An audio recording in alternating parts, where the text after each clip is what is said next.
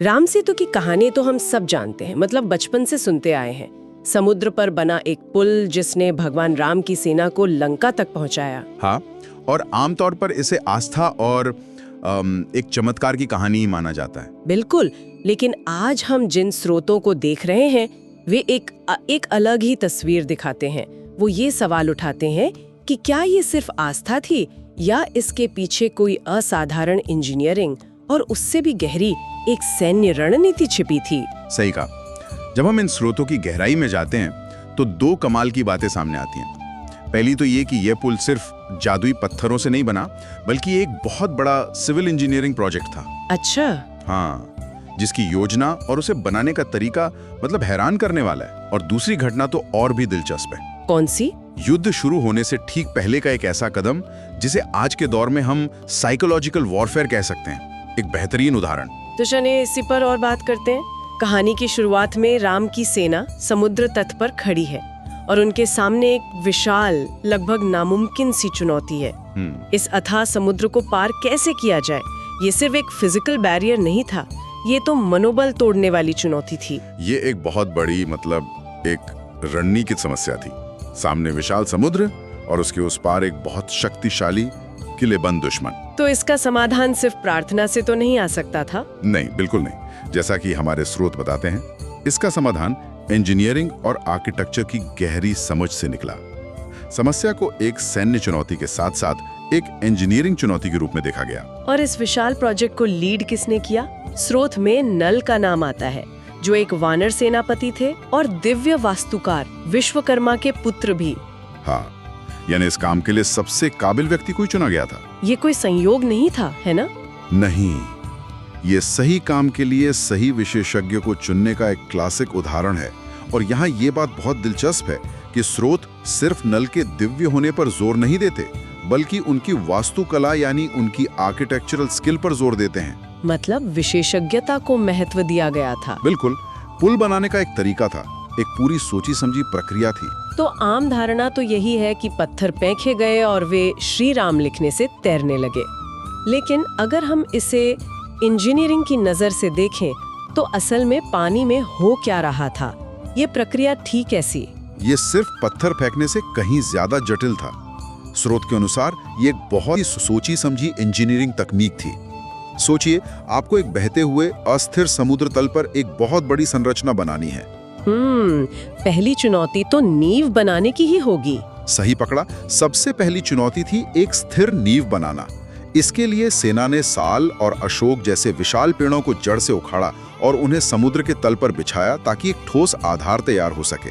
अच्छा, तो ये एक तरह से समुद्र के भीतर ही जमीन तैयार करने जैसा था, एक नींव डालने जैसा। ये तो अपने आप में ही एक बहुत बड़ा काम रहा होगा। बहुत बड़ा।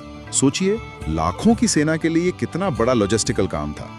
फिर जब ये नींव बन गई, उसके ऊपर बड़े बड़े पत्थर और चट्टानें रखी गईं। स्रोत बताते हैं कि पहाड़ों से चट्टानें तोड़ कर लाई गईं। ये सिर्फ पत्थर फेंकना नहीं था, ये समुद्र के भीतर एक विशाल सेतु या कॉजवे बनाने जैसा था, जो लहरों के जोर को भी सह सके और लाखों सैनिकों का वजन भी उठा सके। और उन तैरने वाले पत्थरों का क्या? वो कहानी तो बहुत गहरी बसी हुई है हम सबके मन में। क्या स्रोत उसे पूरी तरह से नकारते हैं? नहीं, नकारते नहीं हैं, बल्कि उसे एक बड़े परिप्रेक्ष्य में रखते हैं। स्रोत आस्था की भूमिका को स्वीकार करते हैं। वो उस कहानी का एक बहुत जरूरी हिस्सा है जो सेना को प्रेरित करती है, उन्हें एक नामुमकिन लगने वाले काम को करने की शक्ति देती है। अच्छा। लेकिन स्रोत इस बात पर भी उतना ही जोर देते हैं कि ये लाखों वानरों की दिन रात की कड़ी मेहनत और सामूहिक प्रयास का नतीजा था। ये आस्था और परिश्रम का एक अद्भुत संगम था। आस्था ने दिशा दी और इंजीनियरिंग और मेहनत ने उसे सच कर दिखाया। तो ये सिर्फ एक चमत्कार नहीं था, बल्कि वानर प्रयास और इंजीनियरिंग का एक चमत्कार था जिसे आस्था की शक्ति ने बल दिया। ये वाकई में बहुत दिलचस्प है कि कैसे एक आध्यात्मिक कहानी में इतनी व्यावहारिक इंजीनियरिंग और प्रोजेक्ट मैनेजमेंट की जानकारी छिपी है। बिल्कुल, ये तो आज के किसी बड़े इंफ्रास्ट्रक्चर प्रोजेक्ट जैसा लगता है। सही कहा। अगर हम इसे बड़ी तस्वीर से जोड़ें तो ये दिखाता है कि किसी भी महान लक्ष्य को पाने के लिए सिर्फ विश्वास ही काफी नहीं होता। उसके लिए योजना, कौशल और सामूहिक प्रयास की भी उतनी ही जरूरत होती है। राम सेतु इसका एक सटीक उदाहरण है। तो एक तरफ तो ये भौतिक निर्माण का चमत्कार था, एक पुल जिसे आंखों से देखा जा सकता था, लेकिन स्रोत हमें एक और तरह के निर्माण के बारे में बताते हैं, दुश्मन के मन में डर का निर्माण। हाँ। और इसकी शुरुआत होती है रावण के जासूसों से। हाँ, ये कहानी का दूसरा और शायद ज्यादा चौंकाने वाला हिस्सा है। जैसे ही पुल पूरा होने वाला था, लंका में रावण चिंतित हो गया। उसे ये यकीन ही नहीं हो रहा था कि समुद्र पर पुल बनाया भी जा सकता है। तो उसने अपनी आंखों से देखने के लिए किसी को भेजा होगा। हाँ, अपनी आंखों से देखने और दुश्मन की ताकत का सही अंदाजा लगाने के लिए उसने अपने 2 सबसे भरोसेमंद जासूस भेजे, शुक और सारण। और उनका मिशन क्या था? मिशन बिल्कुल साफ था, वानर सेना में भेष बदलकर घुसपैठ करना, उनकी संख्या का पता लगाना और उनके प्रमुख सेनापतियों की पहचान करना। ये किसी भी युद्ध में एक स्टैंडर्ड सैन्य खुफिया अभियान होता है। सही है, आपको अपने दुश्मन की ताकत का पता तो होना ही चाहिए। लेकिन वे पकड़े गए। विभीषण जो रावण के भाई थे और अब राम की तरफ आ चुके थे, वो रावण की हर चाल और उसके लोगों को जानते थे। ओह, तो उन्होंने पहचान लिया? हाँ, उन्होंने भेष बदले हुए जासूसों को तुरंत पहचान लिया और उन्हें पकड़वा दिया। उस समय तो माहौल बहुत तनावपूर्ण हो गया होगा, वानर सेना तो गुस्से में होगी। बिल्कुल, वे उन जासूसों को दुश्मन मानते थे और उन्हें तुरंत मारना चाहते थे, शायद यातना भी देना चाहते थे। युद्ध के नियम के अनुसार पकड़े गए जासूसों को तो मृत्युदंड ही दिया जाता है। उनका गुस्सा भी जायज था। और यहीं पर ठीक इसी समय भगवान राम ने कुछ ऐसा किया जिसकी किसी को, यहाँ तक कि उनकी अपनी सेना को भी उम्मीद नहीं थी। एक मिनट, मैं ये ठीक से समझ लूं। दुश्मन के 2 जासूस आपके हाथ में हैं, जो आपकी सारी जानकारी बाहर ले जा सकते हैं, और सेना उन्हें मारने की मांग कर रही है। ऐसे में कोई भी लीडर क्या करेगा? सजा देगा। हाँ, लेकिन राम ने क्या किया? उन्होंने विभीषण को आदेश दिया कि उन जासूसों को तुरंत रिहा कर दिया जाए। क्या? और सिर्फ रिहा ही नहीं किया, उन्होंने उन डरे हुए जासूसों से कहा, तुमने अपना काम पूरा नहीं किया, चारों ओर देखो, हमारी सेना को ध्यान से देखो, हमारी संख्या गिनो, हमारे सेनापतियों को पहचानो। मतलब उन्हें पूरी जानकारी दे दी। हाँ, और कहा, अगर तुम्हें लगता है कि हमारी सेना का कोई हिस्सा तुमसे छूट गया है तो वापस जाओ और फिर से देखो, और जब तुम सब कुछ देख लो तो रावण के पास जाकर उसे सब कुछ सच सच बता देना। ये तो सचमुच हैरान करने वाला है। ये सिर्फ दया नहीं थी, इसके पीछे एक बहुत गहरा और सोचा समझा मकसद था। बिल्कुल। लेकिन क्या ये एक बहुत बड़ा जोखिम नहीं था? रावण इसे राम की कमजोरी या घमंड नहीं समझ सकता था? बहुत अच्छा सवाल है, और यही इस रणनीति की खूबसूरती है। ये रोचक लगता है, लेकिन असल में ये आत्मविश्वास का चरम प्रदर्शन है। राम जानते थे कि इन 2 जासूसों को मारने से रावण को कोई खास फर्क नहीं पड़ेगा। वो शायद 2 और जासूस भेज देता। हाँ, लेकिन उन्हें जिंदा वापस जाने देकर राम ने एक बहुत शक्तिशाली संदेश भेजा। संदेश ये था कि हमारी सेना इतनी विशाल और शक्तिशाली है कि हमें तुम्हारी जासूसी से कोई डर नहीं है। तुम देख लो, गिन लो, जो करना है कर लो, हमें कोई फर्क नहीं पड़ता। मतलब उन्होंने रावण का खुफिया तंत्र को ही उसके खिलाफ एक हथियार बना लिया। बिल्कुल, युद्ध में जानकारी सबसे बड़ा हथियार होती है। राम ने रावण को जानकारी से ही एक तरह से निहत्था कर दिया। उन्होंने इतनी ज्यादा जानकारी दे दी कि रावण की हिम्मत ही टूट गई। ये एक तरह का इंफॉर्मेशन ओवरलोड था। हाँ, जिसका इस्तेमाल आज भी सैन्य रणनीतिकार करते हैं। उन्होंने लड़ाई शुरू होने से पहले ही दुश्मन के दिल में अपनी ताकत का खौफ पैदा कर दिया। राम ने डर को ही अपना हथियार बना लिया। इसका मतलब ये हुआ कि उन जिंदा जासूसों ने रावण के मन में मरे हुए जासूसों से कहीं ज्यादा खौफ पैदा किया होगा। बहुत ज्यादा।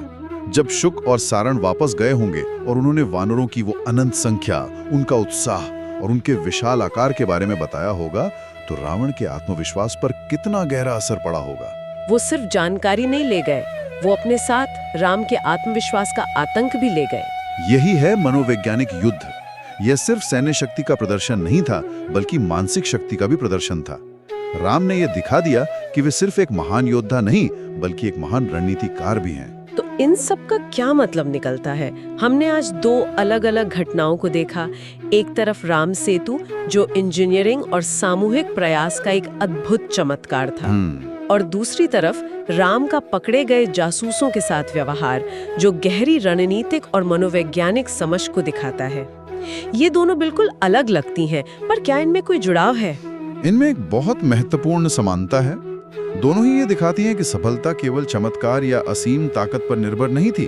उसके पीछे एक व्यवस्थित और क्या कहते हैं, एक सुनियोजित सोच थी। अच्छा। राम सेतु इंजीनियरिंग की एक समस्या का रणनीतिक समाधान था, तो जासूसों वाली घटना एक सैन्य मनोवैज्ञानिक चुनौती का रणनीतिक समाधान थी।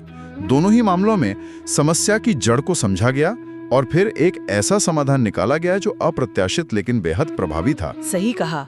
एक में प्रकृति की चुनौती पर विजय पाई गई तो दूसरे में दुश्मन के मन पर।